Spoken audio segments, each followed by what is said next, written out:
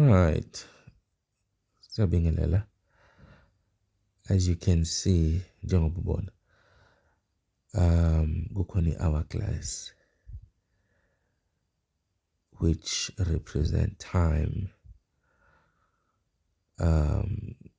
iy'nsuku zethu esiphila kuzo. Sivuka ekuseni insuku zonke, kuhlele kunele la dombolo lomthwalo. Kodwa-ke la kunenkinga khona kusuke nesisombululo sakhona. Kanti futhi inkinga ayiqhamuki singekho isizathu. Konke kunesizathu, konke kuney'mpendulo. Akukho kuhamba kakodwa. There's always an opposite side of both polarity.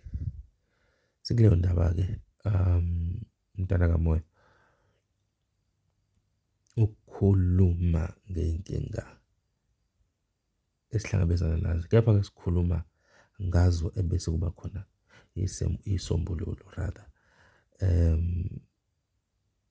Ngiyazi-ke ukuthi isikhathi esiningi abantu baye babike okanye bakhulume ngey'nkinga, kepha ama-solutions angabi khona. Futhi kuyaye kube inkinga lokho, futhi at the same time kuyaye kube isibusiso ngoba sena-relax-a kakhulu. Nifuna ukuhlala phansi embhedeni yenu, nivule amafoni, nifunde konke efonini, kepha ningenzi ngisho kodwa. Kuyona-ke impilo leyo. Uma ngabe unemimoya fanele uzazi ukuthi uyavuka ume ngezinyawo.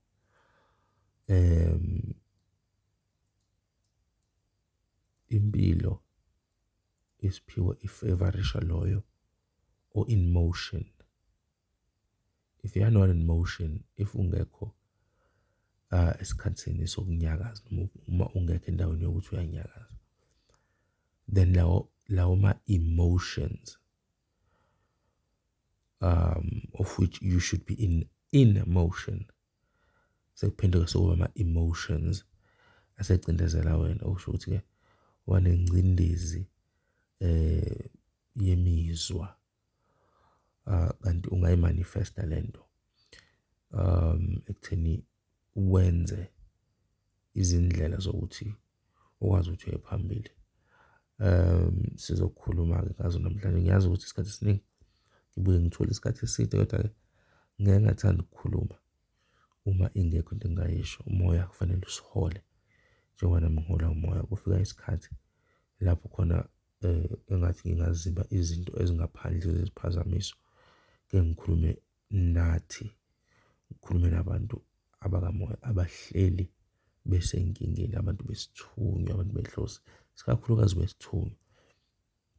Ngoba isikhathi esiningi umuntu wesithunywa iy'mpendulo uyangayitholi ngendlela afuna. Ufuna ukuthi uthole omunye umuntu oyaziyo lento, oyaziyo le mizwa yakho exactly.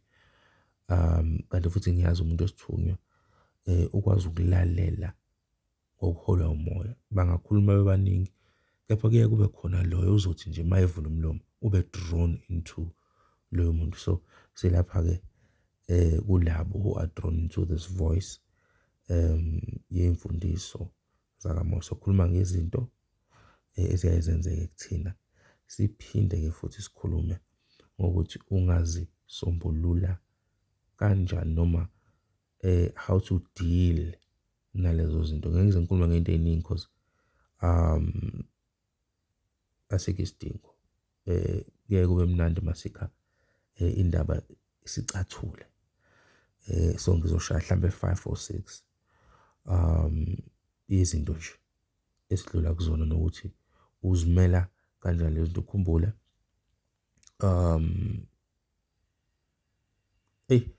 subscription. Awukwazi ukuthi uthole amavidiyo ungasubscribe without subscribing. Sorry. Akumele ukuthi upress lapho subscribe khona uzokwazi ukuthi wenze notification ukuthi ukwazi ukuthi uma ngabe ngi-uploada uyithole leyo ntozana, leyo video uyibuke, ngoba engayishintsha impilo yakho. Kodwa abafuna ukugeza, inamba ikhona la kwibhayo. Kodwa bandla please, if ukuthi la bantu abaye bangifonela bangi-WhatsApp bafuna ukuyogeza empophomeni, angivisane ngigeze nje umuntu. We have to plan izinto. So Umuntu ovela afike sengirasha ukuthi ufuna ukuyogeza into manje uvamise ukungenzeki ngendlela yakhe. Ake singene ey'nkingeni zethu.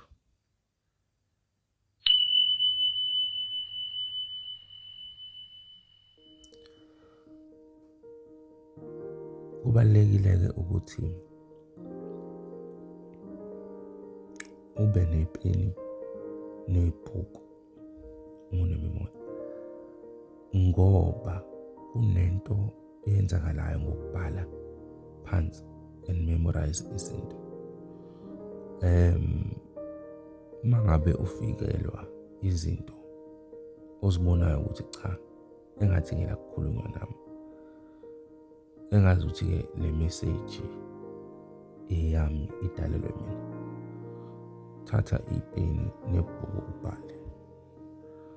Kunezinto ohlangabezana nazo ovele uthi uzihambela, going on with your life. Kube khona umuntu othile ozohlangana naye, ekuzoba khona i-conversation eniba nayo, kube khona i-flow kule conversation, ebese in the midst of the conversation kube khona izinto azozisho nje, uvele ubone ukuthi lo muntu cha akusakhulumi yena. Thatha ipeni ubhale phansi. Kunamaphupho athile afikayo, ovele ubone ukuthi amaphupho ane-meaning ebalulekile kuwena njengomntwana kamoya. Thatha ipeni ubhale phansi. Bhala ama-events empilo yakho phansi khona uzokwazi ukunavigate mase kwenzeka izinto, you always go back, so you can connect ama-dots.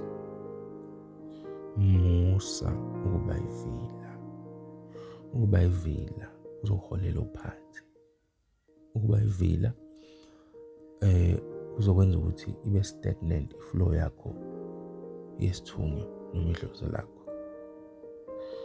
Funda ukuthi uzimele, funda ukuthi uzifundise. Asiyindawo lesiphiwo.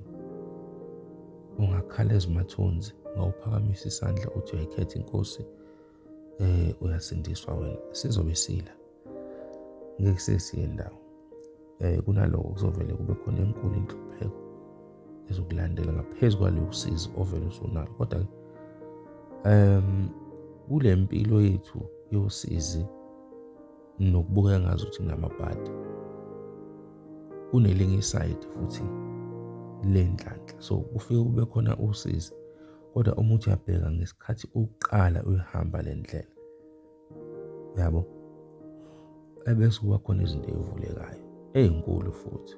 Kunabantu uthola ukuthi sekuphela iminyaka athi engawutholi umsebenzi noma umshado noma yini, ukuthi ngesikhathi amukela isiphiwo sakho ukuthi even if akasho ukuthi okay ngomlomo ngiyavuma noma ngezenzo, kodwa ngokulandela umoya, ngokuba interested kule nto, ukodwa nje kuyayivula iminyango, right? Konke-ke sikubika ngomthandazo bese sishisa ibani ukukhanyisa iy'ndlela zethu kulabo bezithunywa, even nalowo wedlozi. Kodwa i-message engiyikhiphayo manje ukuthi bhala ngempilo yakho. Thatha ipeni, thatha ibhuku, ube nebhuku lakho ngohambo lakho lesithunywa noma idlozi lakho. Bhale wonke ama-moments alento le, alomsebenzi, alomoya, alezinto ezenzakalayo lezi. Ebese ukuthi noma kuphela inyanga noma iy'nyangana, thatha ibhuku lakho, mekhona ama-events ongawa-understand enzakalayo, ngeke usomosha imali ufuna ukuyohlola abantu. Uzothatha ibhuku lakho uzobe usuyawahlanganisa ama-dots ukuthi okay, ngesikhathi usukuthi, bhala isikhathi, bhala usuku, bhala indawo ukuthi wawukuphi, mhlampe nobani, wawugqokeni ngalolo langa, ubhale nje phansi ngempilo yakho, uzokwazi ukuthi unavigate and ukwazi uku-comprehend uhlanganise futhi nama-dots because la izinto kusithunywa ziphuma bits and pieces awuvele nje unikeze wonke umhlahla ukuthi-ke manje njengoba unesithunywa nako kuzokwenzeka cha. With that being said, ake sikhulume indaba yama-emotions ukuthi udila kanjani nawo. Right, kukhona isikhathi esifikayo yabo lento leyo yokuvela ucindezeleke nalento ufuna ukukhala nento ufuna ukuphatheka. Kunesikhathi esifikayo lesikhathi lesi siyawulasta from 1 year kuya even to 10 years maximum. Isikhathi sengcindezi, isikhathi sokukhala, ama-emotions. Ebuhlungu-ke le, iyona ebuhlungu kunazo zonke izinto kwisithunywa. Nakhona edlozini kodwa ngiyake ngithanda ukuthi ngigxile kakhulu esithunyweni ngoba yinto engazalwa nayo. Ibuhlungu lento le, more especially kumuntu ongazi ukuthi ngizokwenzeni njani mase kufika lento ukuthi ngivele ngiphathe kabi ngathi ngakhala. Angikwazi ukuhlala ney'ngane zami, angikwazi ukuhlala nomuntu wami, angikwazi ukuhlala nama-colleagues. Makunabantu mina ngami ngiyoyivalela ngedwa endlini, nami angisayithandi lento, angibafuni abantu eduze kwami. Kepha futhi mase sebengekho ngiphatheka kabi, mase sebekude ngiba lonely, ngibadinge.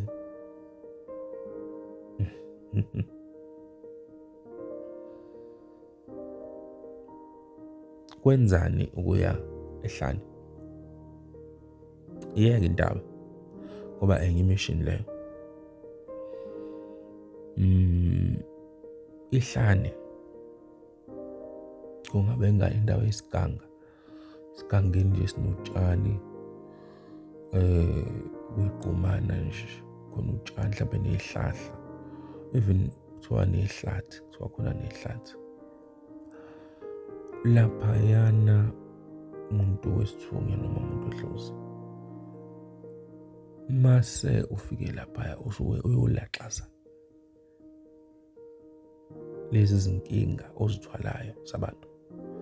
Akusiwena wedwa othwele umoya wakho, uthwele yonke le mimoya ohamba uyi-collector emgaqweni, semsebenzini, setekisini, la uhlangana khona nabantu. Ngisho kuthiwa izilwanyana, ngisho kuthiwa yikati, yinja, yini, uyayi-attract-a imoya. Uyabona, thatha umayibuthe ebese uphosa la kunama-coin khona. Sokwenzakalani lo mayibuthe? Wonke lama-coin azofuna uzothi ne kulo mayibuthe lo. Ebese-ke lo mayibuthe kwenzakalani mase usugcwele ama-coin yonke indawo? Kunjalo-ke nasempilweni yakho njengomuntu onemimoya. Yonke imimoya yabantu emihle engasile njani ifike overwhelm.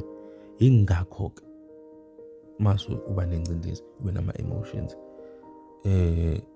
amaningi. Manje ukuya lapha ehlane ufike urelease lento, khumula iy'hlangu, khumula iy'cathulo, ubeke lapha eceleni. Ngisho ungaphatha icansi lakho, udlale icansi lakho, ulale, uyilalele, ubheke phezulu, uyithulele nje, uyareleasa. Yabo? So uma ukade wagcina noma ungakaze uye, noma uya nje ehlane noma ehlathini noma endaweni nje yemvelo, iba yiningi ingcindezi. Kufanele isikhathi nesikhathi uhambe uyoreleasa. So ingcindezi noma ekhandwa imimoya yabantu nezizimo ohlangabezana nazo on a daily basis, akusiyo yokuthi usuke uwena noma uyahlanya noma isithunywa nje siyangikhalisa ngididimisa. Yes, I get that to an extent. Not ukuthi isithunywa ehlezi kudidimisa nje siyalo uhlelo ukukhala. Cha, izinto ey'ningi it's external energy, imimoya eqhamuka ngaphandle, hayi lo wakho. unokukhanya, uma ibuthe, uyabutha nje wena, uyabutha nje. Konke ku-attracted la kuwena, okuhle okubi okunjani. Zonke le mimoya yayonke indalo ekhona around wena izothi inela kuwena. Even if i-text edlulayo nabantu buyimele, uyibheke nje uthi udlule nayo leyo text leyo mimoya nje, ngokubuka nje kukodwa kubhalwe kwi-memory yakho, usuyidabhile imimoya. So uhambe uyorelease ehlane. Sikuwona ama-emotions, lento okufuna ukuhlala wedwa, udila kanjani nayo leyo okufuna ukuhlala wedwa, ngale yolaka ucasuka.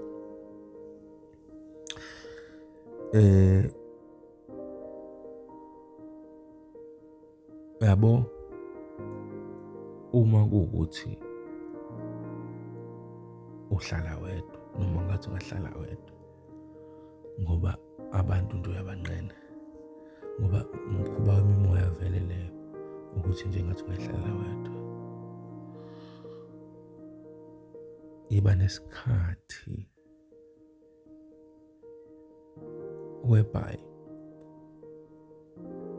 uyakhuluma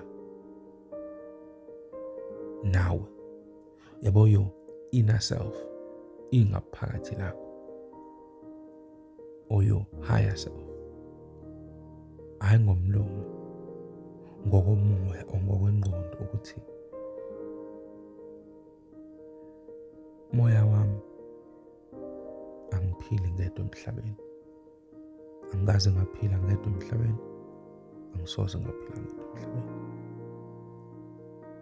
Ngicela ukuthi ungivumele ukuthi makufika isikhathi sokuthi ngihlangane nabantu, ngicela ukuthi ngikwazi, ungiphe lawo mandla nje ngaleso sikhathi ukuthi ngikwazi ukuhlala nabo. Uma ukuthi sekufikele kwanele khona ekuhlaleni kwami nabo, ngizobe sengiyakulalela ngisuka. Ulalele futhi ngempela umoya masuthi ayi, sungahamba manje la, seli-right, suxoxile, you have mingled, sukuma uhambe, sungahamba. Right?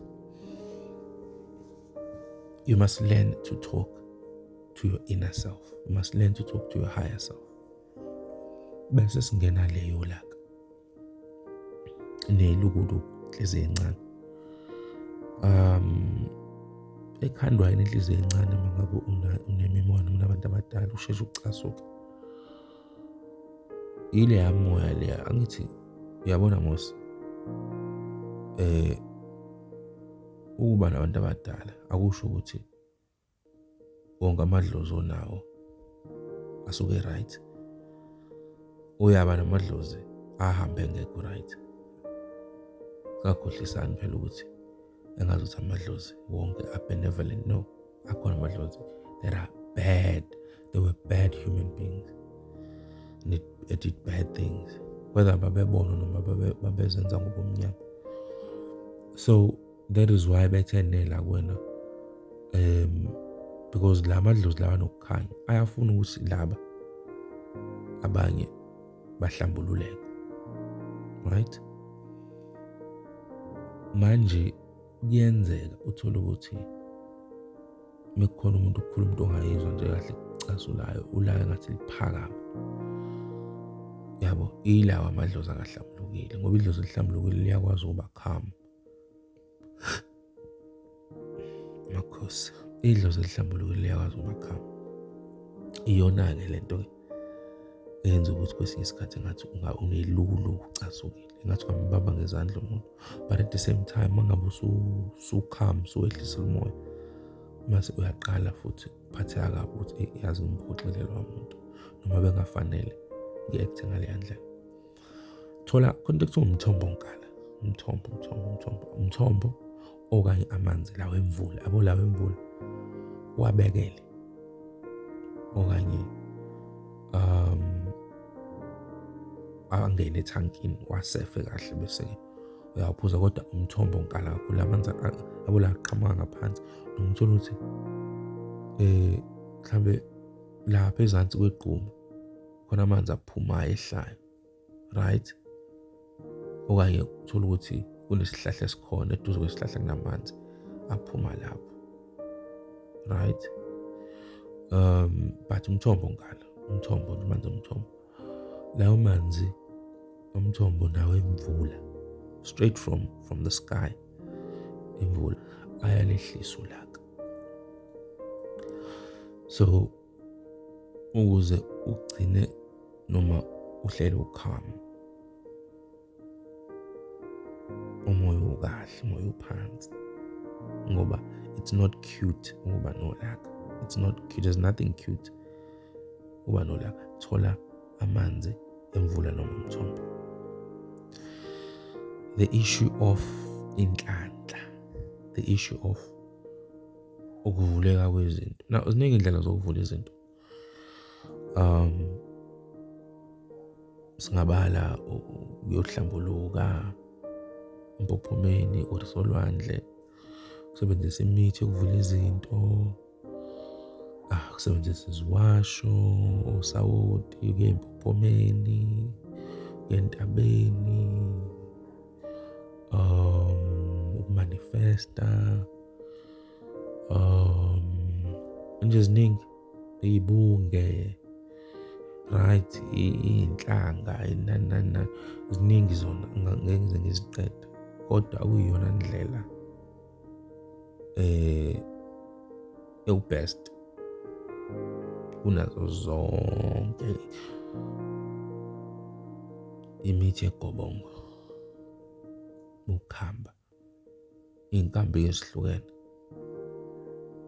Uzokutshela umoya wakho uthenga lokhu noma thola lokhu ukuhamba. Awuzuze wenzele umuntu, cha. Uthi mhlawumbe ufuna ukuthi usize umuntu ukudleni ukuhamba, no. Shisa izimani ubuze noma ucele umuntu okufanele ukuthi abambe imithi yokuhamba lwakho. Siyeke nalento ukukhohlisana ukuthi umuntu onesithunywa akayisebenzise imithi. Ayikho leyo nto leyo. Ayikho leyo nto. Umuntu onesithunywa ayisebenzise imithi. But kunemithi ethile at a certain point in time engafanele uyisebenzise.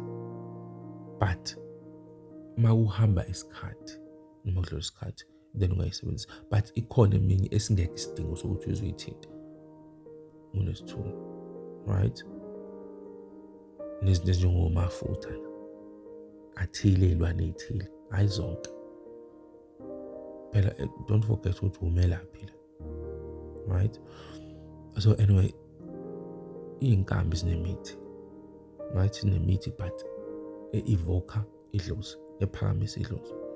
So ngesikhathi uphehla lelo khambi ukhuluma, ushise nezibani, ubeke imali emhlophe, ngisho ngathiwa awenzanga ladi lutho, luloda nje, even ngathiwa iseflethini, even ngathiwa isemqashweni, uhlala wedwa, ukhambi uyakwazi ukuludla.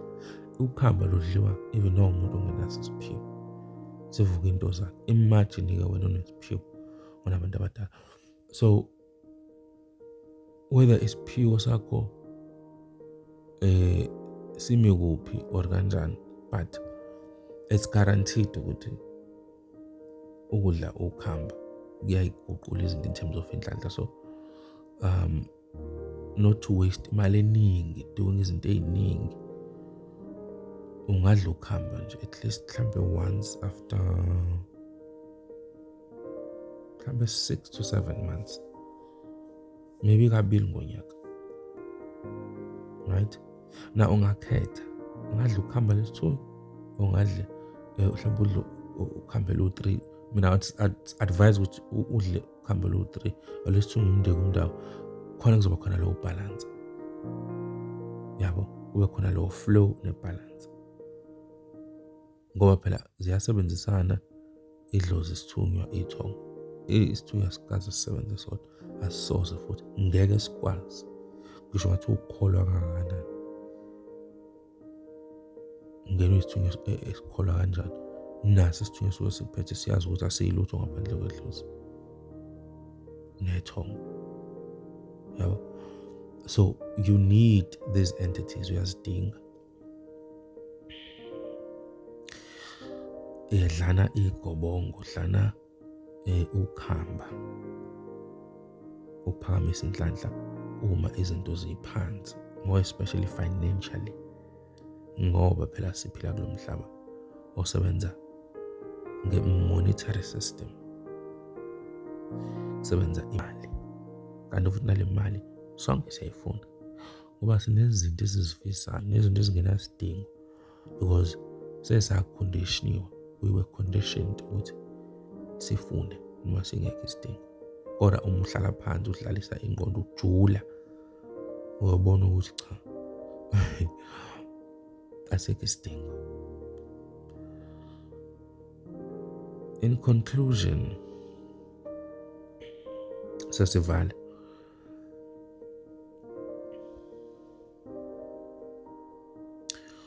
kumele ujwayele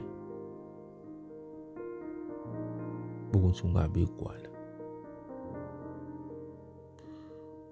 Kumele ujwayele unesithunywa ukuthi anything can happen anytime.